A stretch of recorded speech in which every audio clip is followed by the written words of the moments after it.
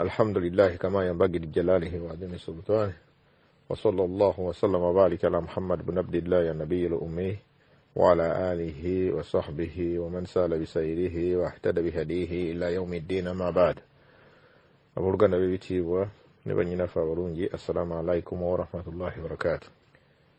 الحمد لله الله tumwebaza okubanti akyatukuumye nga tuli balamu tumwanjagira abeerenga atutaasa omubisitaani tumwanjagira okusaasana emirembe ku mubaka we Muhammadin sallallahu alaihi wasallama n'abantu b'omu nnyumba ye n'abo bonna abamugoberera okutuusa ku lunaku lw'ensonga. Naam, waliwo wano ebibuuzo bye twagala okugezaako okwanukula biidhinillah.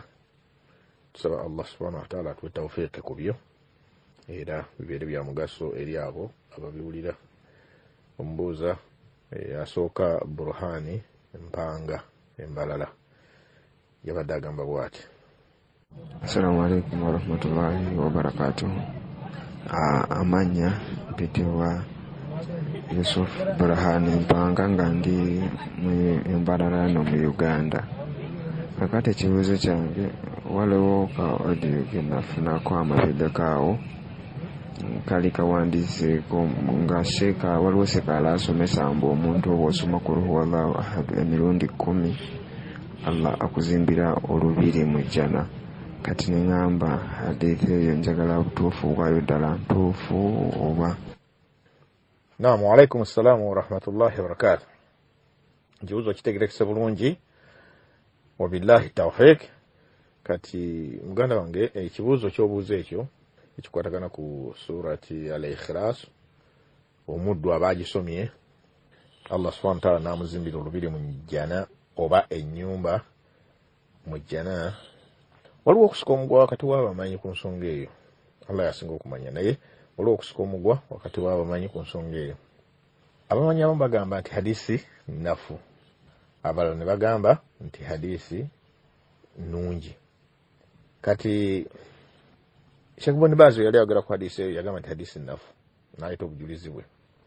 Kati ate Sheikh Albani naye hadisi eyo yagyogerako era n'aleeta obujulizi bwe n'agiwa ennamba mu sirisira sahiha mu kitabo kye mwe yakuŋŋaanyiza hadisi entuufu sirisira sahiha n'agiwa ennamba 589 era n'annyonnyola lwaki agamba nti no hadisi entuufu era yalaga ebigambo bino Sheikh Ibn Baz yayogera yabiraga kuba Sheikh Ibn Baz alina abamanyi be yakwotinga n'abiraga nti nno hadisi nafu, naye n'aleeta hadisi endala ezigiwagira kuba hadisi webeera nafu ne bafunayo banna hadisi eyo irimu abanna hadisi bagimanyi nti bwe bafunayo hadisi endala ewagira hadisi eno erinnya eddaala. Sheikh Albani yaleeta hadisi 2 eziwagira hadisi eno n'agirinyisa eddaala. Hadisi eva ku Muadh bin Anas al-Juhani ani nabii sallallahu alaihi wasallama yagamba nti no man qara'a qul huwa Allahu ahad hatta yahtamaha 10 marratin oye nasoma surati al-Ikhlas qul huwa Allahu ahad paka lwagimalako emirundi 10 bana Allahu lahu qasran fil janna, Allah subhanahu wa ta'ala amuzimbira olubiri mu jjana. Kati nabbi sasa ayogera ebigambo ebyo faqala Umar ibn al-Khattab kyava agamba nti idhan nastakthiru qusuran ya Rasulullah, idhan nastakthiru qusuran ya Rasulullah. Bwekiba bwekityo then tuyitirize okuba nitugisoma tufune embiri eziwera. Faqala nabbi sasa kyava mudamu n'amugamba nti Allahu akthar wa atyab, kugamba ewa Allah yesinga ebirungi era kugamba ebintu ebisinga okubanga birungi era nga biri better ojja bisanga wa Allah subhanahu wa ta'ala. Gweyitiriza kukola birungi gwojja kufuna ekyo kyogamba. Kati hadisi eyo eri mu kitabo kya Imam Ahmad originally ne mu kitabo kya Tabarani. Kati eyo yennyini eyo gye bagamba nti neriko obuzibu, gye bagamba nti eriko obuzibu amakulu nti nafu. Kati Sheikh Albani yeyo yennyini gye yawa ennamba 589 n'aginnyonnyola lwaki agitadde mu hadisi entuufu. Kati ate waliwo hadisi endala eyajjira mu riwaya endala era nayo ng'eva ku Muadh ibn Anas ani abihi an rasulillahi sallallahu alaihi wasallam yonge gamba nti man qara'a qul huwa Allahu ahad 10 marratin bana Allahu lahu baitan fil janna. Eno yegamba azimbirwa ennyumba mu jjana, eri egamba azimbirwa olubiri mu jjana. Kati eno egamba nti azimbirwa ennyumba mu jjana, Sheikh Albani yagamba nti no hadiisi ntuufu mu Sahih Jami' Saghir, ndowooza ne mu Sahih Targhib wa Tarhib mweri hadiisi eyo nti oyo yasoma surati al-Ikhlas emirundi 10 Allah subhanahu wa ta'ala amuzimbira ennyumba mu jjana. Kati bogenda okwetegereza obulungi ensonga eno essula eno eriko ahadiisi endala nyingi ezijoogerako kulaga obukulu bwayo n'obulungi bwayo buba twajoogerako mu misomo gyaffe bwe twali tulaga obulungi bwa okusoma Qur'ani n'essula ez'enjawulo obulungi obuziriko. Kati ne tulaga hadiisi ez'enjawulo ezikwatagana ku ssuula eyo.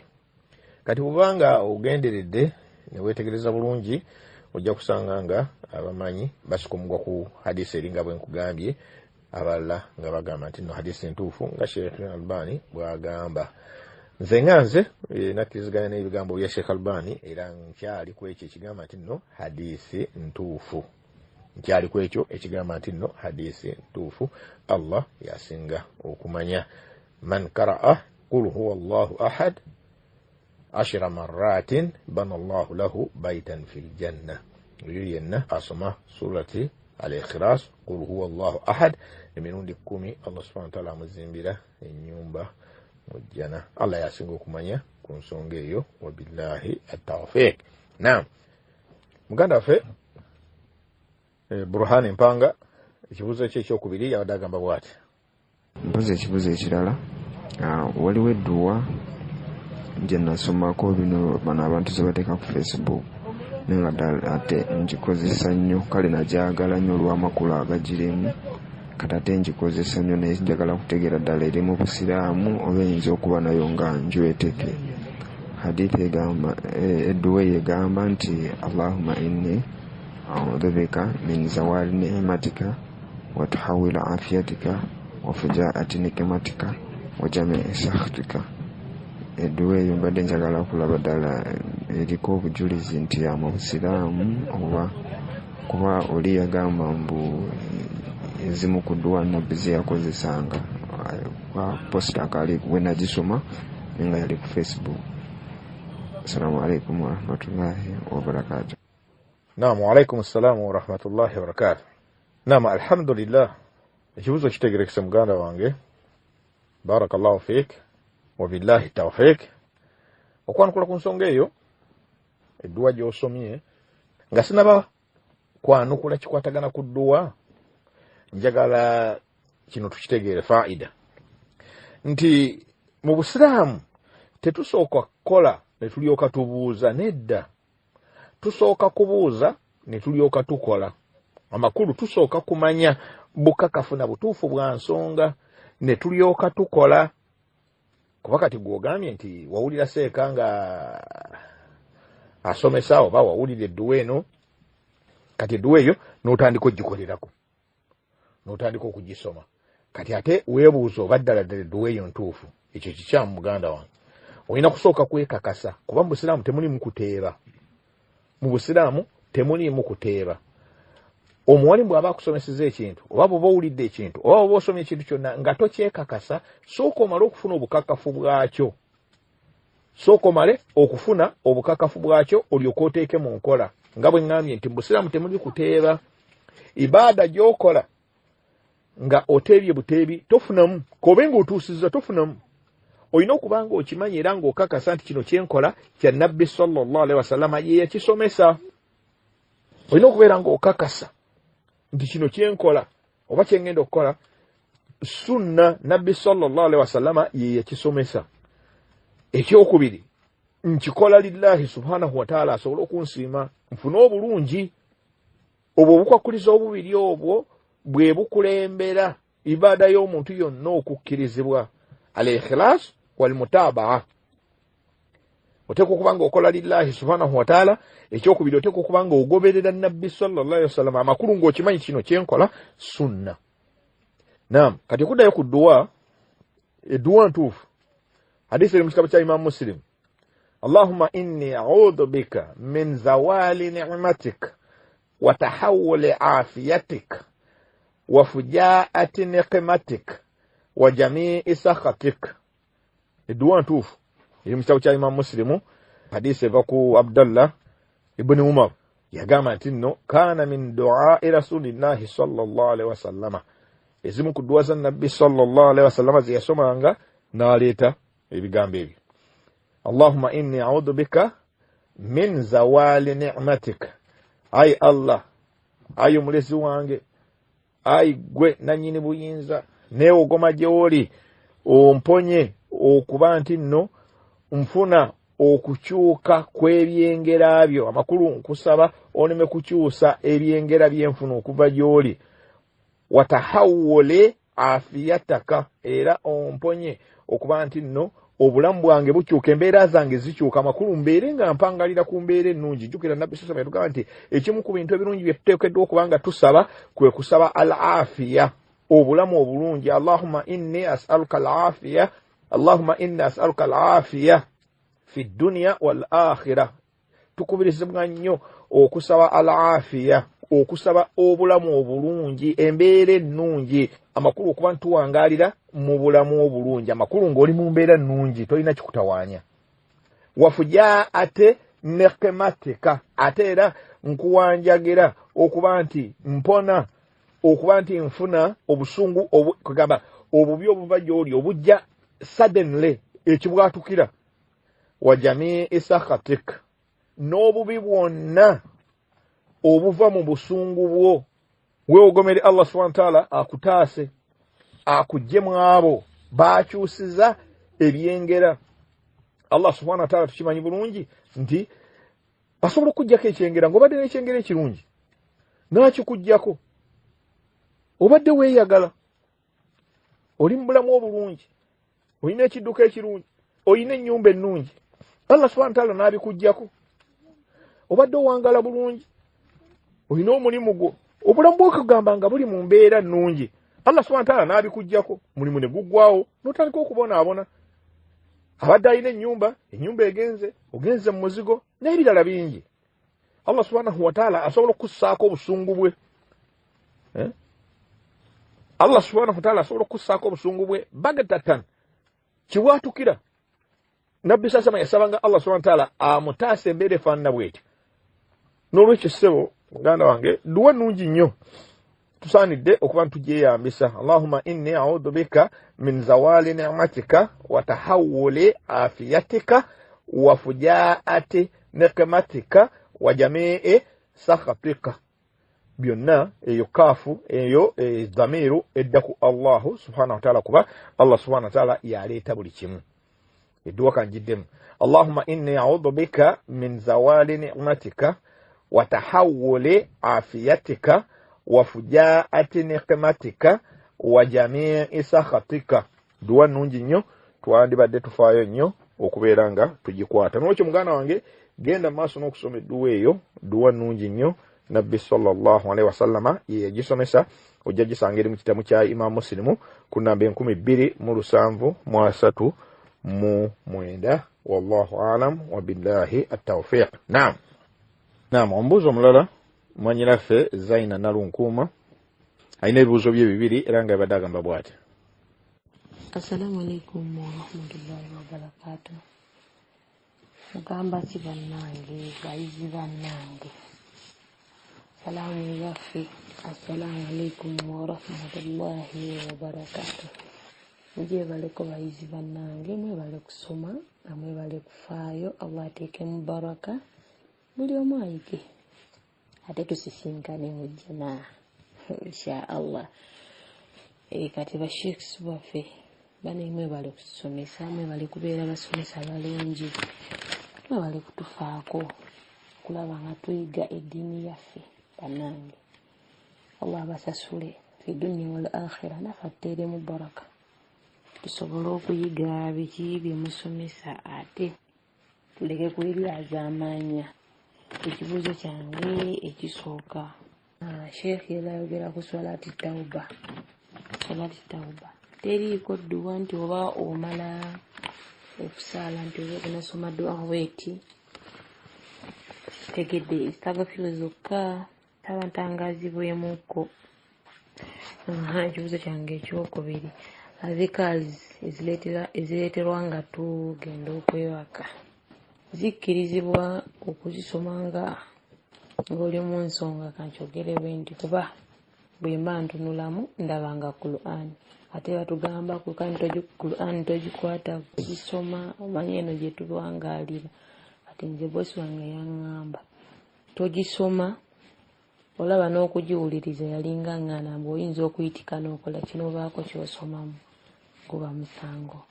Ne mugamba nsobola okwekuuma ne ngiwuliriza bulizi, kati awo kyenkola nteekako ziri essuula ze simanyi kitegeera nsobola ne okuwuliriza, naye bwe ziba zino ze mmanyi tomanya munnaayera oyinza obaamu ekigambo ky'oyogera. Kale saba ntangazibwemukko azikaliza ezo zetuleeta nga tugenda okwebaka. Bwe mba nga ndi mu nsonga era nsobola ozisoma, nsobola ofulinga free nenzisoma bwe neesirimuula. Eyanziza nnyo, saba Allah abawe nsobole okunziramu, nsobole ofuna ansa ku bibuuzo byange. Alhamdulillah, Allah basasule fi dunya wal akhirah. Assalamu alaikum warahmatullahi wabarakatuh. Naam, wa alaikum assalam warahmatullahi wabarakatuh. Jazakillahu khairan. Saba Allah subhanahu wa ta'ala ayanukule dua zotusabidde, naawe ebyo byosabye nga bidda gye muli, naawe n'abalala abeere ng'abibawa. Allahumma amin. Naam, ekyokuddamu wabillahi tawfiq ku kibuuzo ekisooka ky'obuuziza ekikwatagana ku salaati tawba. Salaati tawba tugijja mu hadisi nga ejibwa ku Ali buni Abi Talib radiyallahu anhu. Ali buni Abi Talib hadisi eno yagiyiga kuva ku Abubakar Siddiq radiyallahu anhu. Agamba Abubakar Siddiq radiyallahu anhu nti samitu Rasulullah sallallahu alaihi wasallam yaqulu, nti yawulira omubaka wa Allah ng'agamba nti ma min rajulin yudhnibu dhanban, teriyo muntu n'omu asobya agwa mu zambi lyonna, thumma yaqumu, oluvannyuma n'ayimuka, fayatatahharu, n'agenda n'afunira ewuzu, thumma yusalli, oluvannyuma n'asaala, thumma yastaghfirullah, oluvannyuma lw'okusaala n'asaba Allahu subhanahu wa ta'ala amusonyiwe, illa ghafala Allahu lahu, okujjako nga Allah subhanahu wa ta'ala amusonyiwa, okujjako nga Allah subhanahu wa ta'ala amusonyiwa. Teriyo muddu agwa mu zambi n'akakasa nti ne zambi lyenguddemu, njemedde omulezi wange, njemedde omutonzi wange, n'ayimuka n'agenda n'afuna ewuzu, n'agirongoosa bulungi, n'agenda n'asaala, thumma yastaghfirullah, bw'amala okusaala n'asaba Allah subhanahu wa ta'ala abeere nga amusonyiwa, illa ghafala Allahu lahu, okujjako nga Allah subhanahu wa ta'ala amusonyiwa. Sahabi agamba Abubakar Siddiq radiyallahu anhu, thumma qara'a hadhihi al-aya, bwe yamala okwogera ebyo n'asoma aya eno, aya eri mu surati Ali Imran aya 135 emanyiddwa bulungi. Allah subhanahu wa ta'ala agamba nti walladhina idha fa'alu fahishatan aw zalamu anfusahum, n'abo nno abagwa mu mazambi ne bakola ebyobwononefu, aw zalamu anfusahum, oba ne beeryazaamaanya emyoyo gyabwe. Tukimanyi bulungi nti buli lwokola ezambi oba weeryazaamaanya wekka, Allah subhanahu wa ta'ala talina kyakyukako, era talina kukosebwa kwonna kwafuna nga gwogudde mu zambi. Wabula byonna bidda gy'oli, obulungi n'obubi bw'okola budda gy'oli. Bw'okola ekirungi kidda gy'oli, bw'okola ekibi kidda gy'oli. Allah subhanahu wa ta'ala talina kyafuna muwadde okukendeezebwa, wadde okukosebwa n'akamu n'akeddagala. Kale kyagamba wano, aw zalamu anfusahum, oba ne yeeryazaamaanya, oba ne beeryazaamaanya emyoyo gyabwe. Dhakarullaha, abaddu bano oluvannyuma lw'okuba nti nno bagudde mu zambi, beeryazaamaanyiza dhakarullaha ne bajjukira Allah subhanahu wa ta'ala fastaghfaru lidhunubihim ne beenenya ne basaba Allah subhanahu wa ta'ala abasonyiwe amazambi gano ge baguddemu. Allah subhanahu wa ta'ala agaa nti waman yaghfiru dhunuba illa Allah, abaffe ani asonyiwa amazambi okujjako Allah? Ani asonyiwa amazambi okujjako Allah? Teri asonyiwa amazambi okujjako Allah. Va kuba n'abakafiiri abakatuliki mbu bw'obanga ogudde mu zambi ogende wa faaza n'omugamba nti no faaza nasobezza nkusaba onsonyiwe. Faaza n'akugamba mbu mwana wange nkusonyiye naye toddamu okugwa mu zambi eryo. Subhanallah, obuyinza yabujjawa. Kati Allah subhanahu wa ta'ala kyabuuza waman yaghfiru dhunuba illa Allah, ani asonyiwa amazambi okujjako Allah? Teriyo. Kati agamba nti no walam yusirru ala ma fa'alu wa hum ya'lamun, abaddu abo ababa bagudde mu mazambi ne baddukira eri Allah subhanahu wa ta'ala ne bamujjukira ne bamusaba abasonyiwe, tebakola mazambi, tebagalemerako awamu n'okubanga bamanyi. Tebagalemerako awamu n'okubanga bamanyi. Amakulu bw'abanga agudde mu zambi, amangu ddala nga ategedde nti lino zambi, omuddu ono ayanguwa mangu nnyo okubeera nga asaba Allah subhanahu wa ta'ala abeere nga amusonyiwa. Talemera ku zambi, talemera ku zambi. Abantu bangi balemera ku mazambi ne weewuunya. Ekyokulabirako okukwesa engoye, zambi ddene. Wadde waliwo ababuzaabuza mbwa eyo yunifoomu y'abali, nga Dr. Kalisa bw'atera okugamba mbwe yunifoomu y'abali. Nedda, eyo yunifoomu ya Nabbi sallallahu alaihi wasallam n'abakkiriza. Jo waliwo omusiraamu gwe nabadde naye ng'asala ekirevu, twadde ne mukwano gwange nga asala ekirevu ng'akweyisa n'engoye, owulira, naye bwe namugambye n'agamba nti you know my heart is clean. Amakulu mbu nze omutima gwange mulungi guli clean, nsaala kuba musaaza alhamdulillah, musaaze. Naye awala kata ekirevu agamba si kirevu kyokka, si eddiini si kirevu kyokka era si mpale zokka. Yes, kituufu, eddiini si kirevu kyokka era si mpale zokka, wabula zambi, okusala ekirevu zambi. Sheikh al-Luhairi hafidhahullah yagamba nti abamanyi basika omugwa abaffe okusala ekirevu zambi ddene oba zambi ttono. Ebigambo Nabbi sallallahu alaihi wasallam bye yayogerera ku kusala ekirevu kiragiro eky'amaanyi. Kati bw'olyesibako abamanyi bonna bakkiriziganya nti buli lweweesiba ku zambi ettono oyagala toyagala likuviiramu okugwa mu zambi eddene. Kati ate okukweyesa engoye, zambi ddene teririiko kubuusabuusa kuba liriko ekibonerezo. Man asfala min alkabaini min alizali fa fi nnaari. Ezambi eddene lyeriruwa lyerijjanga ku nkomerero yalyo Allah subhanahu wa ta'ala oba Nabbi sallallahu alaihi wasallama ataddeko ekibonerezo oba nga ataddeko ekikolimo, eryo libeera zambi ddene. Kati buli lwolemera ku zambi obeera ofuna omusango, buli lwolemera ku zambi obeera ofuna omusango. Kati Allah subhanahu wa ta'ala kyagamba wano nti walamu yasirru ala ma fa'alu wa hum ya'lamun. Tebalemera ku ebyo, tebalemera ku mazambi, tebalemera ku mazambi awamu n'okubanga babeera bamanyi. Nedda, olwekyo mwanyinaze okuddayo ku kibuuzo kyo, kuba mweyo aya Allah subhanahu wa ta'ala ayogera ku bitendo by'abakkiriza. Abakkiriza buli lwagwa mu zambi ayanguwa mangu nnyo okudda eri Allah subhanahu wa ta'ala n'amwenenyeza abeere nga amusonyiwa ezambi lino. Ayanguwa mangu nnyo abeere nga amwenenyeza abeere nga amusonyiwa ezambi lino. Kaakati mu hadisi eno temulimu dduwa ya njawulo nti gy'olina okusaba Allah subhanahu wa ta'ala abeere nga akusonyiwa. Gwe mulaajanire mu mbeera yonna gy'osobola, mulaajanire mu mbeera yonna gy'osobola.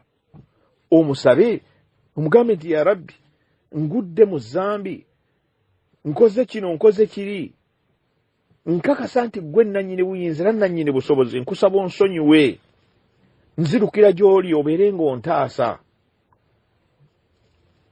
Ekyo bw'onookikola nga oli sinsiya, ng'omutima gwo mukakafu okakasa nti teri yasonyiwa zambi lyonna lyoba oguddemu okugyako Allah subhanahu wa ta'ala, era omwenenyeza abeere nga akusonyiwa, tewali okubuusabuusa, Allah subhanahu wa ta'ala abeera ajja kusonyiwa. Tukimanyi bulungi nti nno oyo yenna yeenenya ezambi kama la zambala, oyo yenna agwa mu zambi ne yeenenya abeeranga atayina zambi, Allah subhanahu wa ta'ala alisangulirawo ddala. Nolukimanyiraze tewaliwo dduwa ya njawulo gy'olina kusoma, wabula gwe fune uzu sala yeraka 2 lajanira Allah subhanahu wa ta'ala abeere nga akusonyiwa amazambi go. Iyo hadisi Sheikh Bazmul Muhammad Umar Bazmul hafidhahullah yagireeta mu kitabo kye bwe yayogera ku swala eza sunna. Eyo nayo yagireeta nti swala emanyiddwa eya sunna, swalati tauba. Nolukimanyiraze ekyo kyensobola okubaako ne kyenjogera ku bikwatagana ku nsonga eyo, naye nga alimuhimu nti tewaliwo dduwa ya njawulo gy'olina kusaba. Wabula gwebeera ng'okakasa nti neenenyeza omulezi wange, ndi mu kukola tauba. Obukwakulizo bwa tauba bw'oba ozeenowuliza emisomo gyaffe egikwatagana ku kwenenya, ojja kubusanga nga tubwogerako mu bugazi. Bw'obanga togiwulirangako ojja kusaba oyo sister akola ku kubawa emisomo egyo ajja gikuwa. Emisomo egyo naakamala ogisomesa ebbanga si ddene, nagisomesa mu kirasi ndala naye girimu ekyokuyiga ky'amaanyi. N'olwekyo nkusaba ogenda ogiwulirize obukwakulizo bw'okwenenya n'embeera ez'okwenenya na butya bwe tuteekwawo kubanga twenenya, byonna twabiraga mu bugazi biizinillah. Bw'ono bw'owuliriza emisomo egyo ojja kuganyulwa. Giriko omutwe ogamba nti obulamu obweyagaza obuli mu kuddukira eri Allah subhanahu wa ta'ala nga tukola taubatan nasuha, okwenenya okwannamaddala, okwenenya okwannamaddala, okwenenya okwassikyaddira. Barakallahu fiik wa jazakillahu khairan. Ekibuuzo kyo ekyokubiri wabuuzizza ku adhikaari ng'ogenda okwebaka nti wobeera mu nsonga okkirizibwa okuzisoma okuba mukama wo yagamba nti simanya tokwata ku Qur'ani n'ebifaananako bwe bityo. Kati ku nsonga eyo wabillahi tawfiik, ensonga eyo eriko okusika omugwa, eriko ebigambo eby'enjawulo ku kusoma Qur'ani so si ku adhikaari. Adhikaari ez'okwebaka okkirizibwa ozisoma ng'oli mu nsonga. Mama waffe Aisha atugamba nti nno kana Rasulullahi sallallahu alaihi wasallama yadhkuru Allah ala kulli ahwalihi. Allah subhanahu wa ta'ala nti Nabbi sallallahu alaihi wasallama yajjukiranga Allah mu buli mbeera ze zonna. Ojja kusanga muli waayo endala kana Rasulullahi sallallahu alaihi wasallama yadhkuru Allah ala kulli ahyanihi. N'olwekyo Nabbi sallallahu alaihi wasallama yajjukiranga Allah subhanahu wa ta'ala mu mbeera zonna, ng'alina janaba oba tayina. Ddi lw'atajjukiranga Allah subhanahu wa ta'ala ng'ali mu mbeera tugeze yeegase na mukyala we oba ali mu kifo gy'amalira ekyetaago? Ebyo ebifo bibiri tetujjukiriramu Allah. Naye oli mu kuba otambula, oli ku buliri bwo weebase, ovuga mmotoka, oli ku mirimu gyo, buli kaseera beera ng'ojjukira Allah subhanahu wa ta'ala. Kati ku kya Qur'ani, kuba mu adhikaari ze tukola oluusi mbeera mu Qur'an. Kati nga adhikaari ez'olweggulo ne ku makya mulimu okusoma kul huwa Allahu ahad, kul a'udhu birabbil falaq, kul a'udhu birabbin nas, mulimu ayatul kursi.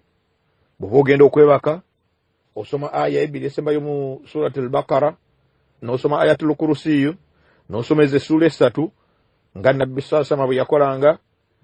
Osoma essula ezo 3 n'ofujja obulusu ne weesiga omubiri gwonna. Ekyo yakikolanga 3 marrati, emirundi 3 buli kiro yakikolanga.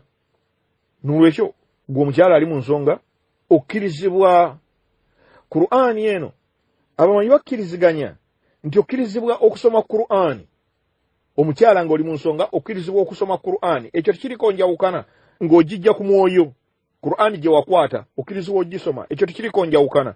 Enjawukana eri ddawa? Enjawukana eri ku kukwata ku mushafu guno. Enjawukana eri ku kukwata ku mushafu. Qur'ani yennyini bidhaati ng'ekitabo okukikwatako ng'omukyala ali mu nsonga. Awo we wali enjawukana. Naye nga as-sawabu ekituufu okkirizibwa omukyala ali mu nsonga akkirizibwa okukwata ku Qur'ani n'agisoma bulungi nnyo talina mutawaana.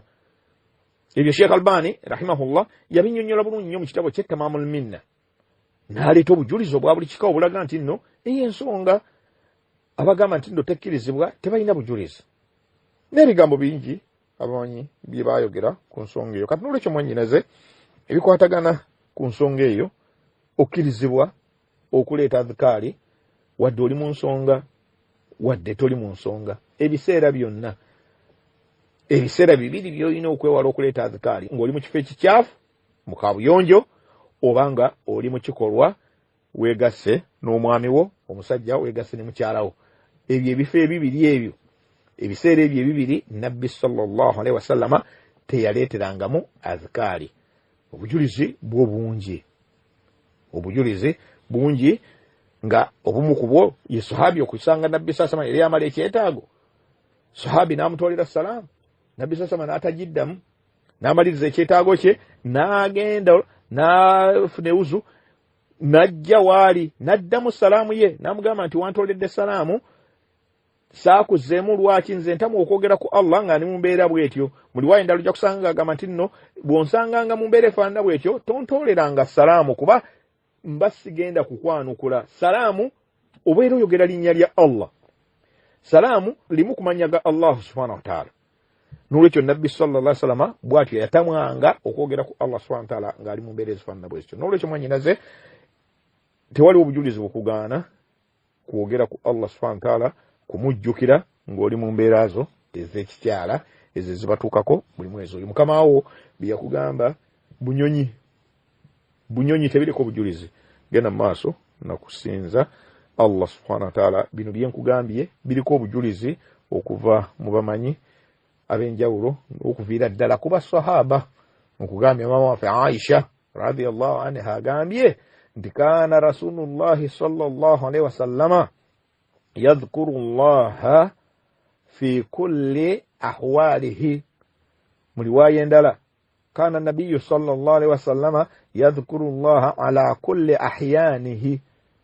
Hadisi ekikolo kyayo mu kitabo kya Imam Muslim. Barakallahu fik wa jazakillahu khaira. Kansubire nti nno bitegerekese bulungi wallahu a'lam. Subira ebyo bitegerekese bulungi. Nsaba Allah subhanahu wa ta'ala ebigambo bino abifuule bya mugaso ebyo bye tusobodde okuba nti twanukulako. Ebibuuzo ebirala mbasaba mbeere bagumiikiriza nga bwe mukimanyi nti n'abawalimu baffe babadde balwadde. Waliwo ebibuuzo awo bingi ebisikatidde wakati awo bya wiiki singa bbiri. Tusaba Allah subhanahu wa ta'ala atukolere enteekateeka era atuwe obusobozi okuba nti tusobola okubyanukula then bannyini byo babeere nga bafuna ansaazi zaabwe. Tusaba Allah subhanahu wa ta'ala ebigambo bino abifuule bya mugaso ateeke mu abo abawulira ebigambo ne batwalamu ebyoka ebyomugaso. Ebirungi byonna ebitidde ku lulimi lwange yansobozesa okuba nga mbibatuusaako. Ensobi ezibadde mu zange nga nze era mulaajanira abeere nga azinsonyiwa. Muwanjagira ya rabbi ensobi zange tozifuula ekibuza abaddu bo. Barakallahu fikum wa jazakumullahu khairan. ربنا تقبل منا إنك أنت السميع العليم وتب علينا إنك أنت التواب الرحيم. ربنا آتنا في الدنيا حسنة وفي الآخرة حسنة وقنا عذاب النار. وصلى الله وسلم وبارك على محمد بن عبد الله النبي الأمي وعلى آله وصحبه وسلم والحمد لله رب العالمين. سبحانك اللهم وبحمدك أشهد أن لا إله إلا أنت أستغفرك وأتوب إليك. والسلام عليكم ورحمة الله وبركاته.